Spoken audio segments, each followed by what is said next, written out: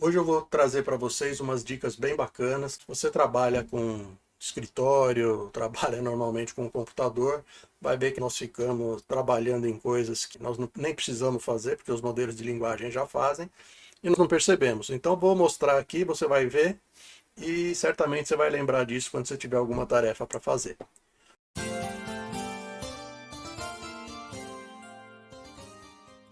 O primeiro exemplo que eu trago aqui, eu estou usando o ChatGPT, mas nós podemos utilizar vários modelos, praticamente todos do mercado, né? Tem muitos modelos gratuitos hoje, todos eles, eu vou mostrar aqui mais tarde, se comportam basicamente da mesma forma. Você precisa preencher um documento.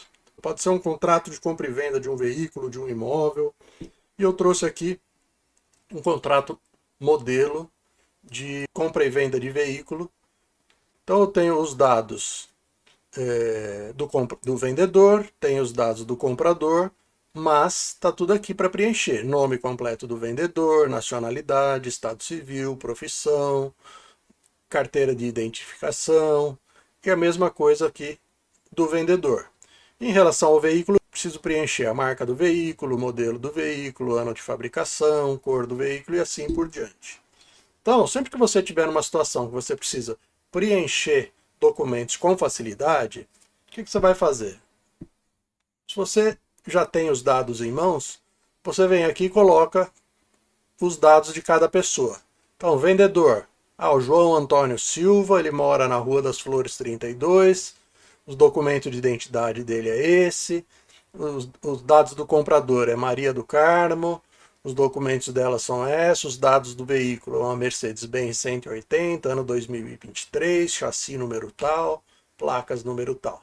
E o preço do carro, o banco onde o pagamento vai ser feito, o número da conta, a agência, todos os dados aqui. E aí você vai fazer o seguinte prompt. Claro que você pode fazer pequenas variações, né? Mas a ideia aqui é que você entenda o prompt. Altere os dados do contrato a seguir para que constem os dados fornecidos abaixo, do vendedor, do comprador e do veículo. Quando eu mando ele processar, ele me traz aqui o contrato pronto, com todos os dados já nos devidos lugares. Então eu tenho aqui o nome, eu tenho o documento de identidade que eu forneci, o CPF que eu forneci, o endereço que eu forneci, e da outra parte, o vendedor, também tenho aqui Maria do Carmo, que é a vendedora, a nacionalidade dela, tem a carteira de identidade, o CPF. Identificação do veículo, tá aqui, ó, Mercedes-Benz, modelo, ano de fabricação, número do chassi, placa de identificação. Condições de pagamento. Tá aqui o preço que eu coloquei na minha solicitação, forma de pagamento que é o valor à vista, o número da conta, agência, nome do banco. Então tá tudo aqui, todas aquelas informações que eu tinha organizadas de uma forma pré-determinada, ele já colocou nos lugares necessários dentro do contrato. Então ele entendeu aqueles dados e colocou cada informação no lugar necessário. Mas suponhamos que nós tenhamos errado o nome do comprador. Altere os dados do comprador, que era Maria do Carmo, para Reginaldo Alves da Silva, com outro endereço, outra identificação, tudo. Então ele promoveu aqui todas as alterações e colocou Reginaldo, todos os dados que eu solicitei ali em cima, ele colocou aqui. Então ele já fez a alteração para mim. Então isso é uma facilidade. Segunda coisa que é bem bacana. Eu peguei aquele mesmo contrato já preenchido e coloquei aqui. Está aqui o texto do contrato que eu preenchi na aba anterior. Com os nomes da Maria do Carmo, com o nome do José Antônio. Mesmo contrato, com os dados preenchidos.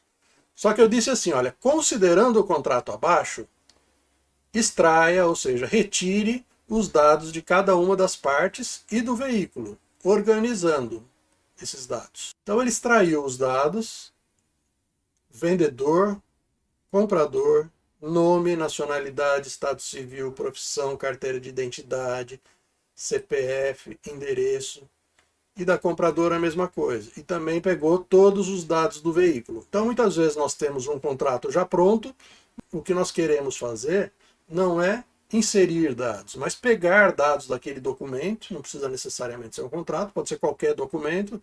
Então eu digo assim, eu tenho aqui uma relação de máquinas que eu vendi. Eu tenho 10 máquinas relacionadas, cada uma tem seu número de série, cada uma tem seu tipo, seu modelo. Então eu posso vir aqui e dizer, olha, extraia para mim todas as máquinas com número de série, com modelo, e cria uma tabela. Então ele vai vir aqui e vai extrair os dados para mim. Nós tínhamos extraído os dados de forma organizada, mas ele nos trouxe numa forma de uma espécie de lista. Mas esses dados para mim não estão bons. Eu prefiro que esses dados sejam extraídos em forma de tabela. Apresente os dados das partes, comprador e vendedor, na forma de tabela. E ele criou para mim uma tabela com aqueles dados do vendedor e da compradora, com todas as informações transcritas. Ficou fácil, né? Próxima dica. Eu colei aqui uma relação de motocicletas apreendidas em juízo que eu peguei num documento qualquer da internet. Então tem aqui uma grande quantidade de documentos. E eu preciso organizar isso aqui, porque é muito difícil de entender, né? Tá tudo, de certa forma, bagunçado, eu preciso organizar. Então o que eu disse? Siga o exemplo abaixo, eu coloquei aqui uma espécie de organização de tabela, marca, modelo, placa, lacre. Daí eu coloquei 2 ou 3 motocicletas nessa espécie de tabela, certo? Copiei e colei uma tabela aqui, um modelo de tabela que eu quero. Então eu disse assim, olha, siga o exemplo abaixo e apresente os dados de todas as motocicletas no formato CSV. Então ele veio aqui e extraiu. O que é o formato CSV? É um formato Comma Separated Value, valores separados por vírgulas. Então marca, modelo, placa e lacre. Marca, modelo, placa e lacre. Esse formato de dado, você vê que ele trouxe todos aqueles dados que estavam bagunçados no formato CSV. O CSV é um formato muito comum de utilizar com vários softwares. Praticamente todo software que trabalha com dados, ele vai conseguir importar o formato CSV. Aqui ele já organizou para mim no formato CSV, mas fala, poxa, meu software não consegue trabalhar com CSV. Eu vou mostrar como que ele faz quando isso acontece. Mas eu posso pegar esses dados aqui, em vez de querer todos os dados, falar, poxa, tem um monte de moto Yamaha aqui, mas eu só preciso das Yamaha. Então eu vou dizer assim, olha, baseado nos dados acima, cria uma tabela com apenas as motos Yamaha. Então ele foi lá naqueles dados e selecionou só as motos Yamaha para mim com as mesmas informações. Então já tenho a tabela filtrada com aquilo que eu preciso. Mas suponhamos que para mim não funciona o dado no formato CSV. Eu preciso desses dados no formato JSON, que é um outro formato que você pode organizar dados e tabelas. Eu pedi, altere o formato dos dados para JSON. Então ele vai alterar esses dados para outro formato JSON. Aqui está a tabela das motos Yamaha no formato JSON. E então a gente pode utilizar esses dados em algum outro software. Mas também não serviu o JSON para mim, eu quero em XML. Ele vai fazer a mesma coisa, altere os formatos de dados para XML, apresentando apenas os 3 primeiros itens. Então só filtrei os 3 primeiros para não ficar consumindo muito tempo. Então tenho aqui as 3 primeiras motocicletas que estavam naquela tabela, já no formato XML. Eu pedi outra coisa, a partir dos dados acima, cria uma tabela no formato HTML, com código adicional para ordenação em cada uma das colunas. Então, ele já criou para mim uma tabela no formato HTML, certo? Eu testei essa tabela e ele não estava organizando os dados em forma de coluna e ela ficou muito feia. Então eu pedi aqui, olha, a classificação das colunas na tabela acima não está funcionando. Revise o código e corrija. Apresente os dados de forma mais moderna e visualmente atraente. Então ele refez o código. Esse código eu salvei em um arquivo HTML.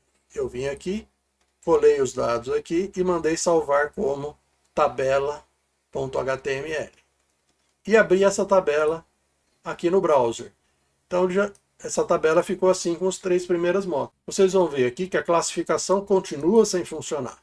mas isso depois vocês podem pedir para ele refazer o código, informar que não está funcionando novamente, que ele vai apresentar uma modificação e a tabela vai voltar a funcionar. Outra coisa bastante interessante que as pessoas não sabem que dá para fazer é a classificação de itens.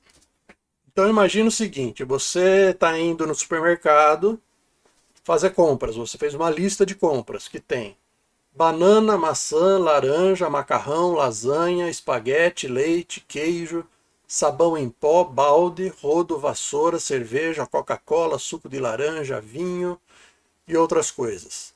Então eu estou dizendo assim, olha, classifique os dados abaixo em forma de tabela. Então eu já estou pedindo aqui uma tabela, certo? E eu estou dizendo para ele utilizar as categorias abaixo. Olha, eu quero que você separe para mim de acordo com a seção do supermercado. Bebidas, frutas, bebidas alcoólicas, laticínios, material de limpeza, massas e outros. Certo? Porque aqui eu tenho porcas, parafusos e arruelas. Então, ele gerou a tabela para mim, classificou aqui, ó, fruta, banana, maçã e laranja, massas, macarrão, lasanha e espaguete. Bebidas, cerveja, Coca-Cola, suco de laranja. Bebidas alcoólicas, vinho branco, vinho tinto e vodka. Outros itens que eu pedi, porca, parafuso e arruela, que não se encaixa em nenhuma dessas categorias. Ok? Essa descrição dos itens que nós fazemos, aqui eu fiz uma descrição simples apenas com itens e pedi para classificar em categoria, mas as informações fornecidas elas podem ser ainda mais complexas. Eu posso, por exemplo, fornecer quantidade e preço de cada um desses itens. Como aqui, olha, eu estou informando uma dúzia de bananas, R$ 12,50. 6 maçãs, R$ 9,50. 2 dúzias de laranja, R$ 18,00. E assim por diante.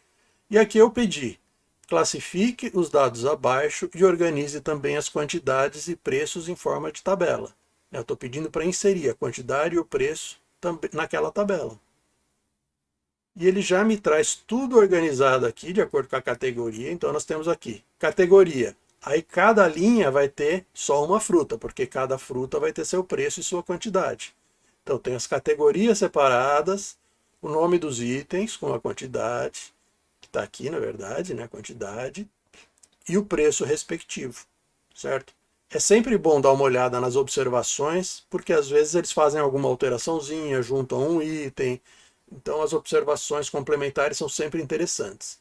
Agora eu não preciso de todos esses itens que estão informados aqui, porque tem alguns que só tem num outro supermercado, né? Então o supermercado que eu vou não vende bebidas. Então eu posso vir aqui e dizer, olha, apresente a mesma tabela, porém apenas com as bebidas. Então eu crio uma segunda tabela apenas com as bebidas. Eu imprimo essa tabela e levo para o supermercado. O que é bacana desses modelos de linguagem é que hoje, além do ChatGPT, nós temos uma grande variedade. Eu uso todos. Eu uso Claude, ChatGPT, eu uso Gemini, Copilot, Grok, Mistral e tem mais uma infinidade que a gente pode utilizar. Então você não precisa necessariamente usar o ChatGPT, né? Tem gente que não gosta. E muitas vezes, o que eu vou mostrar aqui agora, é que a resposta que cada sistema traz para cada tipo de pergunta, ela varia ligeiramente. Tem algumas que são melhores para aquela situação e outras que são piores. Por exemplo, o Gemini me dá respostas que eu acho sempre muito completas.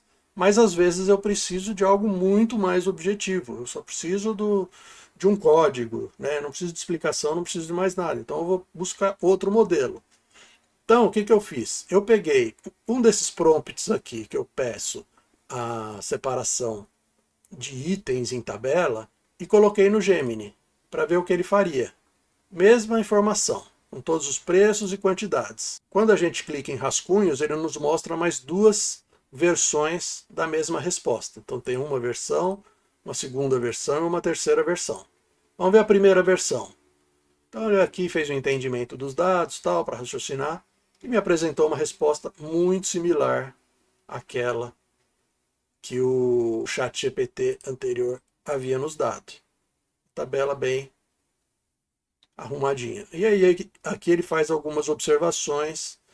Dúzia, a quantidade de bananas, laranjas e cervejas foi convertida para dúzias para facilitar a visualização.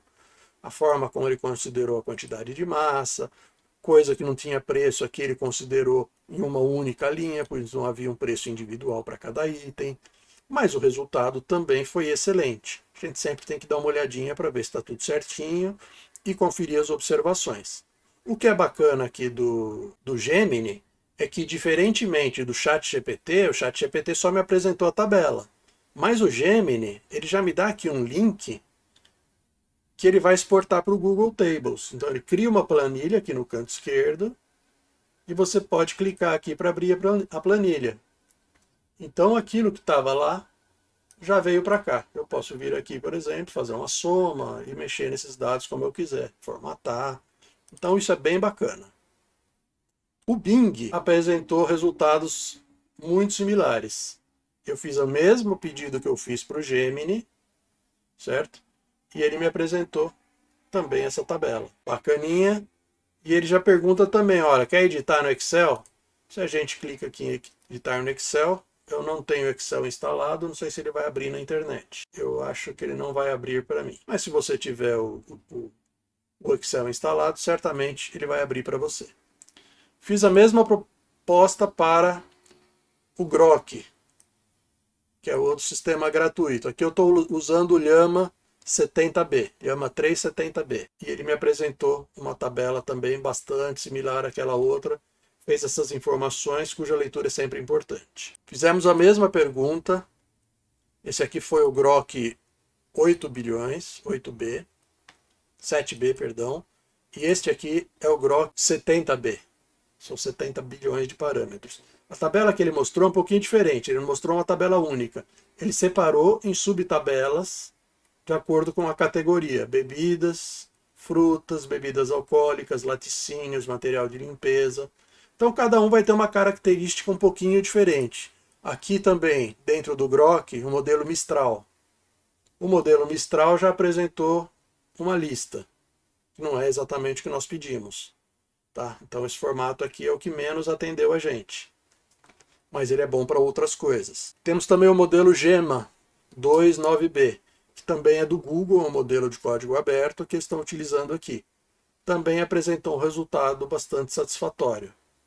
Embora aqui, na categoria, ele só preencheu a primeira linha, ele não preencheu as linhas embaixo. Então é característica da forma de treinamento de cada um dos modelos. Tá? Finalmente eu usei aqui o Claude. Claude que não está disponível no Brasil, mas a gente consegue acessar através de uma VPN, e é o que eu estou fazendo aqui hoje. Eu acho que é simplesmente o melhor de todos os sistemas de modelo de linguagem, e ele me apresentou aqui uma resposta perfeita, uma tabela, que eu posso recortar e colar, ou copiar e colar, e a mesma coisa que eu disse, olha, exporte os dados para um arquivo JSON, e ele fez essa exportação aqui perfeita também para mim, aqui do lado direito. Se eu quiser baixar esse arquivo, eu vou clicar aqui em Download File, ele já está fazendo o download para mim, ou eu posso simplesmente clicar aqui para copiar o conteúdo, e esse conteúdo já foi para a minha memória, eu posso colar em qualquer outro lugar. Então é isso que eu queria mostrar hoje, eu espero que vocês tenham gostado do vídeo. São coisas pequenas que muitas vezes nós deixamos de fazer porque simplesmente não sabemos, mas a partir de agora essas e outras sugestões vão começar a aparecer aí no dia a dia de vocês e certamente vai facilitar a vida de todo mundo. Tá bom? Se gostou desse tipo de dica, desse tipo de conteúdo, assina o canal, dá um like e agradeço vocês. Nos vemos na próxima. Um grande abraço.